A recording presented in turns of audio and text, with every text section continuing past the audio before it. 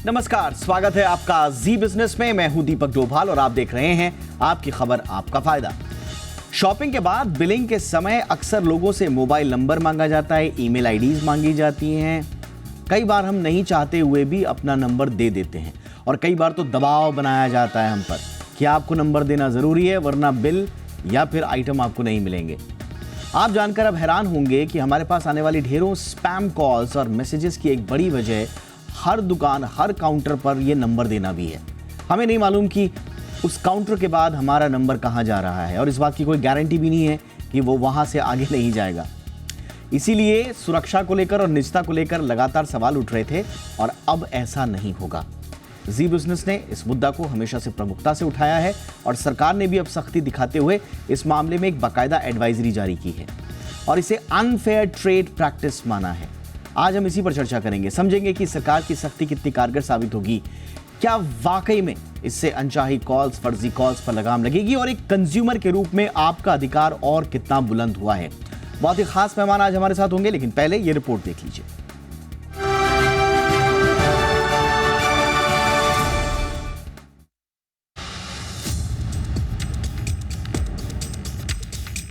हमारे और आपके साथ अक्सर ऐसा होता है जब हम शॉपिंग के लिए किसी मॉल या स्टोर में जाते हैं और जब बिल जनरेट करने की बारी आती है तो सेल्स पर्सन बिल जनरेट करने से पहले आपसे मोबाइल नंबर मांगता है। आपका नंबर फीड करने के बाद वो बिल जनरेट करता है और आप शॉपिंग का थैला लेकर मॉल से बाहर निकल जाते हैं। लेकिन कई बार कंज्यूमर को ना चाहते हुए भी सेल्समैन को नंबर देना पड़ता है, क्योंकि सेल्स पर्सन ये कहकर कंज्यूमर पर दबाव बनाता है कि उसके इनबिल्ट सिस्टम में बिल तभी जनरेट होगा जब उसमें नंबर फीड किया जाएगा। ऐसे में कंज्यूमर को मजबूरी में अपना नंबर सेल्स पर्सन के साथ साझा करना पड़ता है। इसी तरह के मामले में कंज्यूमर्स की ओर से मिली शिकायतों को देखते हुए उपभोक्ता मामलों के मंत्रालय ने सख्ती दिखाई है। सरकार ने इसे लेकर एक एडवाइजरी जारी की है और कहा है कि बिल जनरेट करने के नाम पर लोगों से उनका मोबाइल नंबर लेने का चलन अनफेयर ट्रेड प्रैक्टिस माना जाएगा। ऐसे चलन को तत्काल रोका जाना चाहिए। किसी कंज्यूमर पर दबाव बनाकर मोबाइल नंबर लेना सीधे तौर पर निजता का उल्लंघन से जुड़ा मामला है। पर्सनल नंबर किसको देना है, किसको नहीं, ये कंज्यूमर की मर्जी पर निर्भर करता है। सरकार ने साफ किया है कि आईटी एक्ट 2000 के मुताबिक बिना ग्राहक की मर्जी के फोन नंबर लेना कानूनी तौर पर अपराध माना जाएगा। वहीं सरकार ने ग्राहक के नंबर नहीं देने पर उसे किसी सेवा या सुविधा देने से वंचित करने को भी गैर कानूनी कहा है। आमतौर पर ऐसा होता है जब कंज्यूमर से उसका मोबाइल नंबर तो मांगा जाता है, लेकिन कस्टमर्स के नंबरों की सुरक्षा की कोई गारंटी नहीं होती। ग्राहक की ओर से शेयर किए गए नंबर कहीं न कहीं से लीक हो जाते हैं। ऐसे में नंबर्स के साइबर अपराधियों के हाथों में पहुंचने का डर बढ़ जाता है। नंबर्स के स्टोर्स पर बंटने के बाद कंज्यूमर को फोन, व्हाट्सएप पर प्रमोशनल और फर्जी मैसेजेस आने लगते हैं। साइबर ठग लकी ड्रॉ या किसी और बहाने से ग्राहक को अपने जाल में फंसा लेते हैं और फिर धोखाधड़ी को अंजाम देते हैं।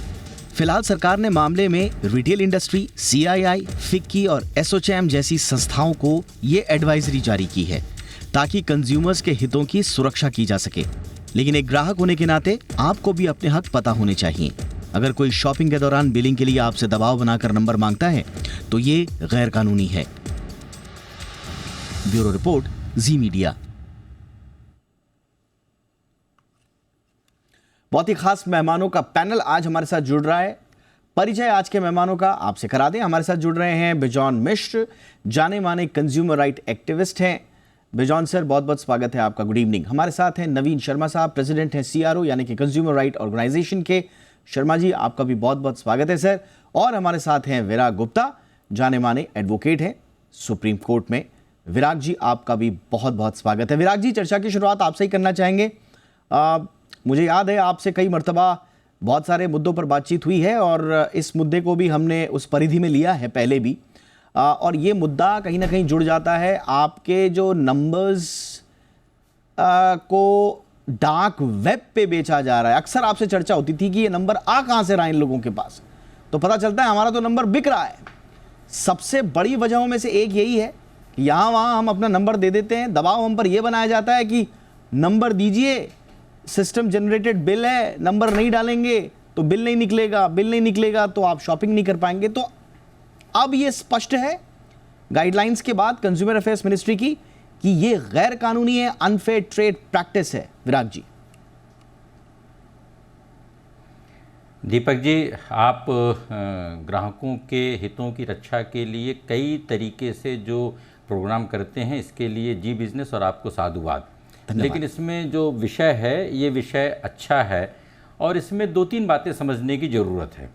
पहला कि कंज्यूमर प्रोटेक्शन एक्ट में जो अनफेयर ट्रेड प्रैक्टिस है उसमें विस्तार से वर्णन है और ये पहले से ही अनफेयर ट्रेड प्रैक्टिस था। बिल्कुल, इसमें कोई दो राय नहीं, कोई नया कानून नहीं आया है, ये था। अब सवाल इस बात का है कि अगर ये अनफेयर ट्रेड प्रैक्टिस है तो ग्राहक, जो पीड़ित ग्राहक है, उसमें क्या करे, उसके पास क्या विकल्प हैं।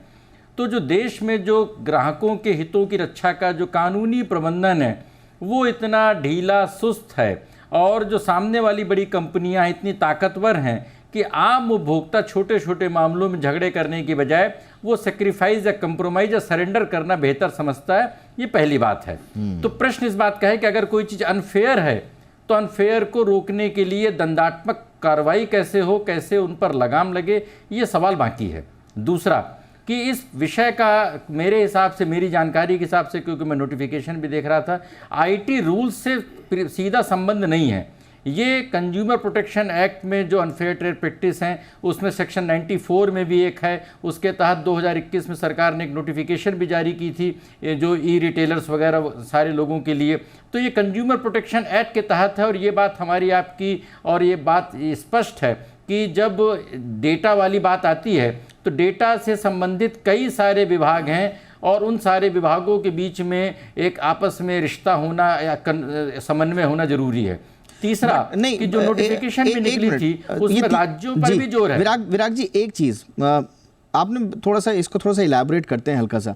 ये जो एडवाइजरी जारी की गई है मिनिस्ट्री ऑफ कंज्यूमर अफेयर्स की ओर से, इसकी जो एडवाइजरी है वो कह रही है कि section 72A of the information technology act 2000, और इसमें कह रहे हैं कि ये disclosing personal information of a person including mobile number obtained at the time of sale without her his consent, ये कह रहे हैं कि इज अ पनिशेबल। मैं वहीं पर आ रहा हूं। हाँ। क्योंकि जो बिल्कुल आपने सही बात बोली है, पूरा जो ऑफेंस बताया जा रहा है प्रिवेसी का वायलेशन का, तो प्रिवेसी के बारे में कोई अभी कानून नहीं बना है। और जो अनफेयर ट्रेड प्रैक्टिस है वो कंज्यूमर प्रोटेक्शन एक्ट के तहत एक वायलेशन है।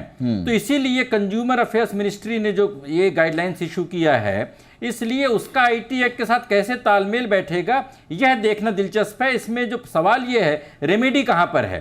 क्योंकि अगर जब कंज्यूमर का, अगर आप उपभोक्ता का अगर कोई वायलेशन करते हैं तो इसकी रेमेडी कहां है? क्योंकि इसमें जब अगर अनऑथोराइज पर्सनल डिटेल्स को डिस्क्लोज करना अगर ऑफेंस है तो देश में जितनी भी कंपनियां, जितने भी रिटेलर्स लोगों के डेटा को डिस्क्लोज कर रहे हैं, शेयर कर रहे हैं या बेच रहे हैं, तो उनके पास तो, उनका तो सरकार के पास डेटा है। कलेक्टिवली जो वायलेशन हो रहा है उसमें ग्राहकों की जानकारी की जरूरत क्या है? ये पूरा डेटा ही जो पूरा कारोबार हो रहा है, बड़ी बड़ी कंपनियां जो ले रही हैं, तो उनके ऊपर ओनस होना चाहिए। ये आपने बहुत दिखाया कि उन्होंने एक्सप्रेस कंसेंट लिया कि नहीं लिया। हाँ, ये बहुत इंपॉर्टेंट बात है, क्योंकि सरकार भी जो कह रही है, हाँ मैं थोड़ा सा और एलैबोरेशन आपसे चाहूंगा। सरकार एक्चुअली ये कह रही है कि वो mobile number obtained without her और हिज कॉन्सेंट यहां पे लिख रहे हैं, या personal information against their will. अब सवाल ये है कि जितने नंबर्स हमारे पड़े हुए हैं, अब ये कैसे हम तय करेंगे कि अगेंस्ट आवर विल है जो अब तक के नंबर गए हैं? दीपक जी, इसमें सिर्फ दो पहलू देखने की जरूरत है। पहला कि इन कंपनियों से पूछा जाए कि जो तुमने डेटा लिया है, एक्सप्रेस कंसेंट कहां है, बताइए। क्योंकि ग्राहकों के ऊपर ओनस छोड़ने से उसका समाधान नहीं हो पाता है। एक्सप्रेस कंसेंट का मतलब होता है लिखित कंसेंट, और अगर लिखित कंसेंट नहीं है इसका मतलब कि सारा डेटा वो अनऑथोराइज्ड है।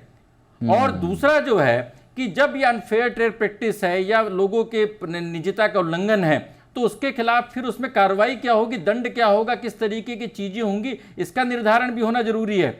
इसलिए, और ये सिर्फ ये मोबाइल नंबर पे नहीं है, सारे जो मोबाइल्स के ऐप्स हैं और आपकी सहमति के बगैर आपका सारा डेटा लेते हैं वो भी इसी परिधि में आते हैं। तो ये एक छोटी बात नहीं है, ये बड़ा मुद्दा है जिस पर सरकार ने सही दिशा में अच्छा कदम उठाया है, पर उसमें ओनस इन कंपनियों के ऊपर आना चाहिए। दो बातें, number 1, without consent, without valid consent जो डेटा इकट्ठा किया है वो इलीगल है। दूसरा, इलीगल डेटा का सेल, शेयरिंग या उसका कारोबार करना यह गलत है।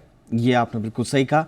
बिजॉन मिश्र सर, ये बहुत इंपॉर्टेंट एक मसला है, क्योंकि अगर आपने अभी भी एक जो पेंच बता रहे हैं विराग जी, वो ये बता रहे हैं कि क्या इसमें क्या ग्राहक को ही साबित करना पड़ेगा कि विदाउट कॉन्सेंट था? ऐसा तो नहीं होगा कि हम मामला अगर कोर्ट में जाए या हमारे विल के अगेंस्ट वो नंबर मांग रहे हैं, हम पे ज़बरदस्ती कह रहे हैं कि बिल नहीं मिलेगा, हम आपको ई बिल नहीं देंगे, बिल की कॉपी नहीं देंगे, वगैरह वगैरह, जिस भी तरह के दबाव बनाते हैं, तो ऐसा तो नहीं होगा कि ग्राहक को ही प्रूव करना पड़ेगा कि साहब मेरे कॉन्सेंट के विरुद्ध इन्होंने मेरे नंबर्स लिए हैं? नहीं, इसी द मोस्ट इम्पोर्टेंट जो एस्पेक्ट है, हम जाते हैं कोई सामान, वस्तु या सेवा खरीदने के लिए, और हम जब जाते हैं हम चाहते हैं कि हमारा ट्रांजैक्शन सरल हो, हमको सामान आराम से मिले, सुविधा आराम से मिले और हम उसका कीमत भुगतान करें। ये नहीं कि हमें कोई डिस्प्यूट पे पड़ जाए। तो जितने टेलीफोन नंबर्स हम लोग शेयर करते हैं, नेचुरली हम जब देंगे तभी होगा, हम यदि नहीं देंगे तो कहां से उनको टेलीफोन नंबर मिलेगा? तो ये एडवाइजरी ये कह रहा है कंज्यूमर को कि आप अपना नंबर मत दीजिए। आप यदि दे रहे हो तो इसका मतलब आप आपके कंसेंट के द्वारा वो उपलब्ध कर रहे हैं। So that is very important, क्योंकि आप यदि नहीं दोगे तो उनके पास नंबर कहां से आएगा?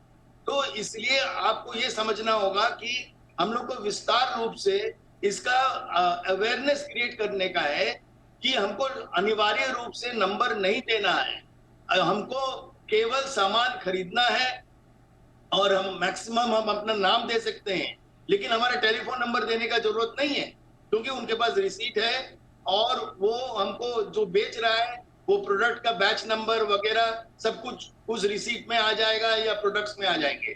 हमको टेलीफोन नंबर देना अनिवार्य है। बट लेकिन सबसे इंपॉर्टेंट जो चीज है जो सरकार नहीं कर रहा है, हाँ। आज तक टिल टुडे सरकार ने कभी उपभोक्ता संरक्षण अधिनियम के तहत क्लास एक्शन लिटिगेशन में कंज्यूमर के बिहाफ में कभी नेशनल कमीशन के सामने नहीं गए आज तक। एक बार केवल रामविलास पासवान जी ने कोशिश किया था मैगी नूडल पे, बट वो लोग गलत ढंग से उसको पेशी किए थे, इसलिए उसको विड्रॉ करना पड़ गया। लेकिन हम चाहते हैं एडवाइजरी ना देकर सीसीपीए को क्लास एक्शन लिटिगेशन में आना चाहिए, क्योंकि कंज्यूमर के पास ना क्षमता है, ना समय है, ना पैसा है वो लिटिगेट करने के लिए, और ना वो उनके पास वो धैर्य है। Valid point sir. तो हम चाहते हैं कि अभी आपके जो चैनल के माध्यम से ये मैसेज जाए, आप एडवाइजरी मत में इशू कीजिए, यू स्टार्ट टेकिंग एक्शन लेना शुरू कीजिए उन रिटेलर्स के ऊपर जो लोग बाध्य कर रहा है कि हम आपसे टेलीफोन नंबर मांग रहे हैं। एब्सोल्युटली सर, मुझे ये आपने बहुत वैलिड सवाल किया, क्योंकि ये जो एडवाइजरी है इसमें, जैसे मैं विराग जी से भी डिस्कस कर रहा था, आप भी जो बता रहे बहुत इंपॉर्टेंट है। इसमें 2 कानूनों का हवाला दिया गया है। नंबर 1 कंज्यूमर प्रोटेक्शन एक्ट 2019, जिसके अलग अलग प्रावधानों के तहत खास तौर से जो कंज्यूमर राइट डिफाइन किया गया है सेक्शन 29 के तहत, एक तो उसके अंतर्गत, इसके अलावा सब सेक्शन 46, 47 और सेक्शन 2, इसके अलावा unfair contract, unfair trade practices का हवाला दिया गया है, और इसके अलावा जो मैंने कहा कि आईटी एक्ट जो है हमारा 2000 का सेक्शन 72A, इस सारे के सारी चीज़ें जुड़ी हैं। अब आप लोग एक बहुत वैलिड सवाल उठा रहे हैं, विराग जी भी और आप भी, कि ये एडवाइजरी आप इंडस्ट्री को क्यों दे रहे हैं? आपको तो उन पे एक्शन लेना चाहिए, आपको तो रिकॉग्नाइज करना चाहिए जो आपके ऊपर पहले इस तरह की शिकायतें दर्ज करी हैं, और शिकायतें ऐसी वैसी नहीं आई हैं। मुझे याद है कुछ दिनों पहले टीएमसी सांसद ने एक ट्विटर पे डाला था डीकैथलॉन, जब उनसे जबरदस्ती एक फोन नंबर मांग रहे थे तो उन्होंने बाकायदा ट्वीट करके इसे अपना अधिकार बताया था। तो आपके पास बहुत सारे ऐसे मसले होंगे जो कि कंज्यूमर्स ने शिकायत के तौर पर दर्ज किए हैं, तो बजाय एडवाइजरी के हम आपको एक चीज और बताना चाहेंगे। हम लोग जब ट्वीट करते हैं उस ट्वीट को लेकर वो लोग डिफेमेशन सूट हम लोग के केस में फाइल करते हैं, ये समझ लीजिए बात को। My God. इसलिए हम लोग ये चाहते हैं कि हम लोगों को मत बाध्य कीजिए केस करने का या लिटिगेशन में जाने के लिए। बिल्कुल बिल्कुल ठीक है, सरकार को जानी चाहिए अगेंस्ट द कंपनीज जो लोग वायलेट कर रहा है लॉ को। Done. सरकार को जाना चाहिए बिल्कुल ऑन बिहाफ ऑफ कंज्यूमर्स। मुझे लगता है नहीं हो रहा हमारे देश में, मुझे लगता है कि मनमानी हो रही है। एब्सोल्युटली सर, मुझे लगता है कंज्यूमर मिनिस्ट्री को ये इंपॉर्टेंट एडवाइस जरूर जानी चाहिए, और इसको इनको संज्ञान में लेना चाहिए। नवीन जी, आप कुछ ऐड करना चाहेंगे? ऐसा तो नहीं है कि आपने सारा का सारा ओनस जो है वो कंज्यूमर पे डाल दिया और ये रस्म अदायगी हो गई रिटेलर्स के लिए? तो देखिए, एक तरीके से रस्म अदायगी के रूप में ही देखा जा सकता है, क्योंकि बहुत से ऐसे शोरूम हैं या कंपनियां हैं जहां पे जब एक आम उपभोक्ता सामान लेने जाता है तो उससे न केवल उसका फोन नंबर बल्कि कई जगह पर ईमेल आईडी भी मांगी जाती है और वहां पे वो मजबूर हो जाता है, क्योंकि कई जगह कहा जाता है कि ये जो परचेज आपने की है इसका जो बिल होगा वो आपके मोबाइल और आपके ईमेल पे आ जाएगा। और उसके पीछे जो पूरा खेल चलता है वो चलता है बहुत बड़े मैकेनिज्म का, जो कि एक बहुत बड़ी मार्केटिंग टैक्टिक्स है। इसमें क्या होता है, जो सेम ब्रांड होते हैं जिनके और भी प्रोडक्ट होते हैं उसमें कंज्यूमर एक्विजिशन जो कॉस्ट होती है वो बहुत कम हो जाती है। तो कहीं ना कहीं इसमें अनफेयर ट्रेड प्रैक्टिस तो है ही, मिसलीडिंग एडवर्टाइजमेंट का भी बहुत बड़ा मामला होता है, क्योंकि उस परचेस के बाद में उस कंज्यूमर के पास में ढेर सारे अनवांटेड एडवर्टाइजमेंट की भी स्कीम्स उसके पास में आती रहती। बिल्कुल आपने सही कहा। और ये सारे के सारे हमने तो नंबर आपको दिया था कि आपका सिस्टम जनरेटेड बिल है, अपना बिल लेने के लिए आपको नंबर दिया था। हमने नंबर दिया था ताकि आप हमें ई बिल दे दें। हमने नंबर आपको दिया था कि अपना ईमेल आईडी दिया था कि आप हमें ईमेल कर दें। हमने थोड़ा ना दिया था कि आप घड़ी घड़ी हमें परेशान करें, हमारी मर्जी के बगैर हमें ज़बरदस्ती के एडवर्टीजमेंट परोसें। और सबसे बड़ी बात यह है कि हमारी जो निजता का अधिकार है उसका क्या, हमारा नंबर कहाँ जा रहा है, ये आज तक कभी भी क्लियर नहीं है। इस बात की कोई गारंटी नहीं है। एक छोटे से ब्रेक के लिए मैं रुक रहा हूँ यहाँ पर, इस चर्चा को आगे बढ़ाएंगे। सवाल अभी बहुत बाकी हैं, क्योंकि सिर्फ आपसे यही नहीं कहा जाता है कि आप नंबर दे दीजिए सिस्टम जनरेटेड बिल है। नहीं, आपसे अलग अलग तरीके से बिल नंबर मांगा जाता है, लालच दिया जाता है कि आपको पॉइंट्स मिलेंगे, आपको अगली बार रिवॉर्ड्स मिलेंगे, अगली बार की शॉपिंग में आपको, तो ये इस तरह का लालच भी दिया जाता है। तो ऐसे मामले में क्या प्रावधान है, इस पर भी करेंगे चर्चा हमारे खास मेहमानों के साथ। देखते रहिए आपकी खबर, आपका फायदा।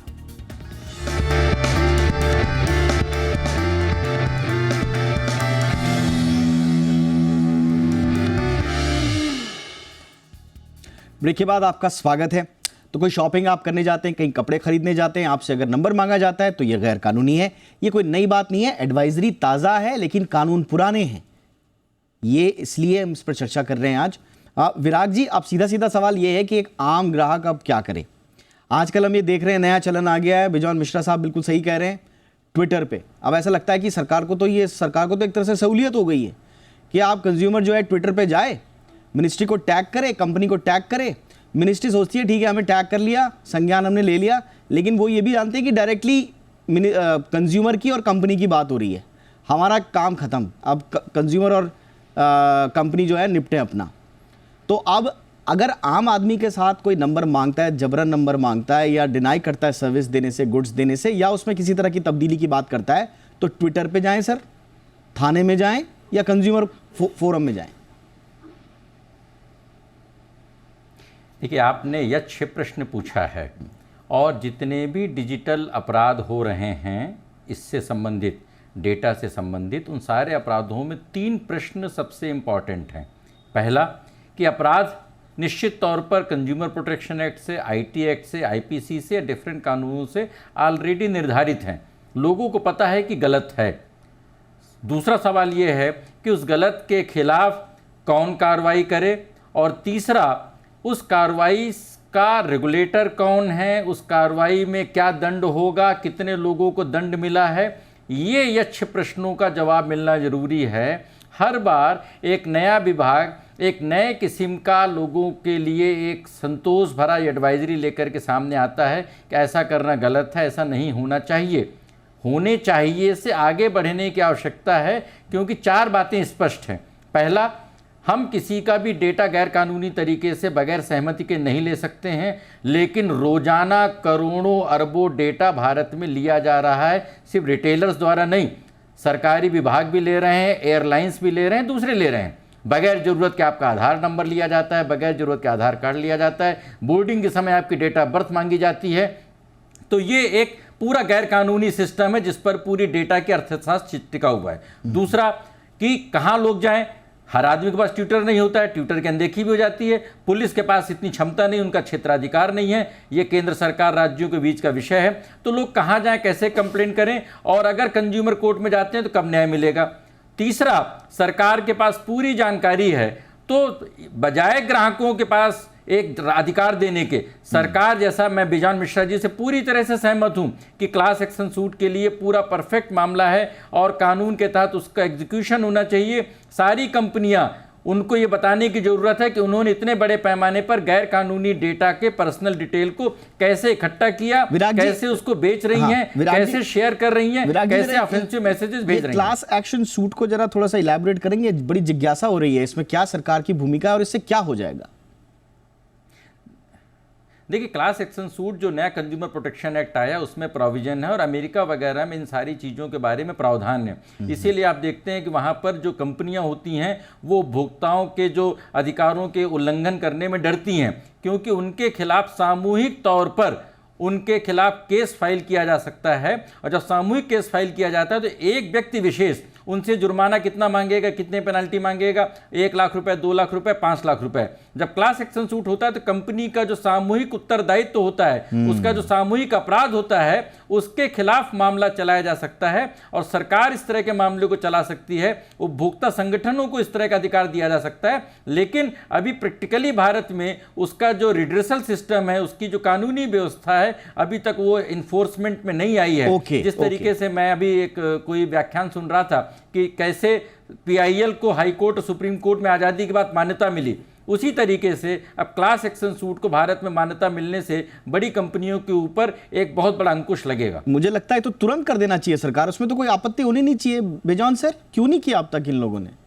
हमको तो इसी चीज से आश्चर्य लग रहा है, 1986 से लेकर 2023 तक, जबकि कानून में प्रावधान है कि सरकार उपभोक्ताओं के बिहाफ में क्लास एक्शन लिटिगेशन कर सकते हैं, लेकिन अभी तक एक भी केस नहीं किया है।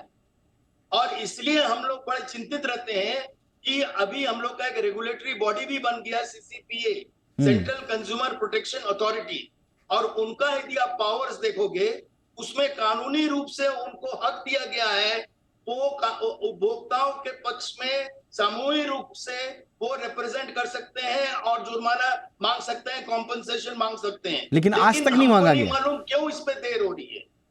2019 से वो हो गया, 2023 में है, अभी आप एडवाइजरी निकाल रहे हैं। एडवाइजरी का क्लैरिटी का कोई जरूरत नहीं था। जैसे हमारे वक्ता का भी पैनल मेंबर्स ने कहा कि ऑलरेडी अनफेयर ट्रेड प्रैक्टिस करके वो इलैबोरेटली डिस्क्राइब्ड है। हाँ, लेकिन मुझे लगता है एक फिर से क्लैरिटी लाए हैं, बहुत अच्छी बात है। ये बिल्कुल आपने क्लैरिटी लाया, हाँ, ये अनफेयर ट्रेड प्रैक्टिस है, ये लेकिन एक्शन कौन लेंगे? एक्शन एब्सोल्युटली, अब एक्शन कब होगा? Yes sir, yes sir. देखिए यहाँ पर एक चीज हमें एब्सोल्युटली, यहाँ पर एक चीज तो देखिए, इसमें हम जरा भूरी भूरी प्रशंसा करना चाहेंगे कंज्यूमर अफेयर्स की। देखिए इसमें उनको फुल मार्क्स कि वो एडवाइजरी लेकर आए। क्यों? क्योंकि इसी बहाने इस पर चर्चा करने का मौका मिला। जो लोग उहापोह की स्थिति में थे कि भाई नंबर दे सकते हैं नहीं दे सकते हैं, कम से कम उनको एक स्पष्टता आई, नंबर 1। नंबर 2, इन्होंने जिन जिन को ये डाला है वो बड़ी इंपॉर्टेंट संस्थाएं हैं। जो एडवाइजरी गई है वो गई है आपके रिटेलर्स एसोसिएशन ऑफ इंडिया पे, नंबर 1, जो सारे रिटेलर्स की जो चेन है। नंबर 2, ये गई है फिक्की के पास, ये गई है तीसरे नंबर पर PhD chambers of commerce and industry के पास, इसके बाद ये गई है सीआईआई के पास, इसके बाद एसोचैम के पास गई है और Confederation of All India Traders CAIT के पास गई है। यानी कि सारे जो स्टेक होल्डर्स हैं, जहाँ जहाँ दुकानें और दुकानदार और कारोबारी रिटेलर्स जुड़े हुए हैं, सबके पास ये चला गया है। तो इसमें तो देखिए बहुत प्रशंसा करते हैं हम कंज्यूमर अफेयर्स की, थैंक यू सो मच, आपने एडवाइजरी जारी की। लेकिन जैसा हमारे पैनलिस्ट यहाँ पर एडवाइस दे रहे हैं कि एक्शन भी लीजिए, और ये जो क्लास एक्शन सूट की बात है, मैं आश्चर्यचकित हूँ। हमारे दोनों पैनलिस्ट ने बड़ी अच्छी बात उजागर करी, आज तक सरकार क्यों नहीं गई किसी कंपनी के खिलाफ कंज्यूमर प्रोटेक्शन में। ये तो बड़ा आसान है, और एक काम आम कंज्यूमर की आवाज अगर सरकार बन जाए तो फिर बात ही क्या है, फिर तो उसको अधिकार मिलना तय है। नवीन जी, मुझे लगता है अगला स्टेप यही होना चाहिए सरकार का। नहीं, बिल्कुल ये होना चाहिए, और बड़ी संजीदगी तरीके से जितने भी ये चीजें हैं, जितने भी ये कानून है, केवल कानून बना देने से उपभोक्ताओं का हित नहीं साबित होगा। उसमें जो इम्प्लीमेंटेशन है रूल्स का, जो रेगुलेशन बने हुए हैं, जब तक वो जमीनी स्तर पे नहीं आएंगे तो मुझे लगता है कि ये सब एक दिखावा रह जाएगा, एडवाइजरी वगैरह। इसमें जैसा कि पूर्व वक्ताओं ने भी बोला कि एक्शन सूट भी फाइल होना चाहिए, और कहीं ना कहीं जो अथॉरिटी को जितनी इतनी ताकत दी है वहां पर उनको इसके खिलाफ में कार्रवाई की जानी चाहिए और एडवाइजरी के साथ साथ इन लोगों को एक कानूनी सम्मान भी जाना चाहिए कि जो पुराना डेटा है उनका उन लोगों ने वहां पे कहाँ पे सही उपयोग किया है और कहाँ पे गलत उपयोग किया है। बिल्कुल, बहुत सारे कंज्यूमर्स की शिकायतें ट्विटर पे पड़ी हुई हैं, ये शिकायतें बार बार गई हैं। विराग जी कुछ ऐड कर रहे हैं, सरकार ने पार्लियामेंट में इसका जवाब भी दिया है बाकायदा, तो ऐसा नहीं है कि सरकार के पास संज्ञान में नहीं है कौन कौन से केसेस हैं। आप चाहे सामूहिक रूप से ले लें, आप चाहे स्टैंड अलोन केसेस ले लें, लेकिन एक नजीर देनी अब आवश्यक है। शॉर्ट में बिल्कुल विराग जी। दीपक जी, मेरा आपसे निवेदन है, सामान्यतः मैं सुझाव नहीं देता हूं, आप अगला प्रोग्राम क्लास एक्शन सूट पे कीजिए। Done sir. और उससे मुझे लगता है कि पूरे देश में जो जाइंट्स के खिलाफ एक बहुत बड़ी जागरूकता फैलेगी और लोगों का, उपभोक्ताओं को बड़े लेवल पे संरक्षण हो सकेगा। Noted sir, noted sir. Bison sir, हम ये कहेंगे कि नेशनल कंज्यूमर हेल्पलाइन में ढेर सारे एविडेंसेस हैं। एब्सोल्युटली। उस एविडेंसेस को इकट्ठा करके आप क्लास एक्शन लिटिगेशन बहुत आसानी से कर सकते हैं, क्योंकि बिल्कुल। हमारे पास सबूत है। सबूत है कि और मुझे कौन लगता है सा ये नजीर कंपनी बनेगा। के केस में कौन से कंज्यूमर, नेशनल कंज्यूमर हेल्पलाइन जो सरकार चला रहे हैं, उनके पास सारे एविडेंसेस हैं। बिल्कुल सर। वो क्यों उस एविडेंसेस को नहीं एब्सोल्युटली। ट्विटर, बिल्कुल आपने सही कहा, social media, Twitter, stand alone cases से बढ़िया है कि आप नेशनल कंज्यूमर हेल्पलाइन में जाइए, वहां पर ढेरों शिकायतें होंगी, उनका एक खाका बनाइए। और बिल्कुल एब्सोल्युटली, और ये क्लास एक्शन सूट पर, क्योंकि ये कंज्यूमर से जुड़ा हुआ बड़ा महत्वपूर्ण मसला हो गया। विराग जी, हम जरूर कोशिश करेंगे कि इस पर विस्तार से आगे भी चर्चा करें। फिलहाल आप मार्गदर्शन इसी तरह देते रहें। तीनों का बहुत बहुत शुक्रिया। Bison sir, thank you so much sir. Naveen sir, बहुत बहुत शुक्रिया सर। विराग गुप्ता जी, आपका भी बहुत बहुत शुक्रिया सर। आपकी खबर, आपका फायदा में इतना ही। इजाजत दें, नमस्कार।